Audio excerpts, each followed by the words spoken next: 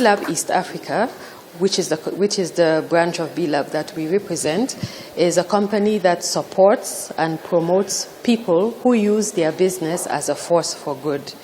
What that means is that there are businesses who do business not only for shareholder profit. So they consider all stakeholders in the benefit of their business.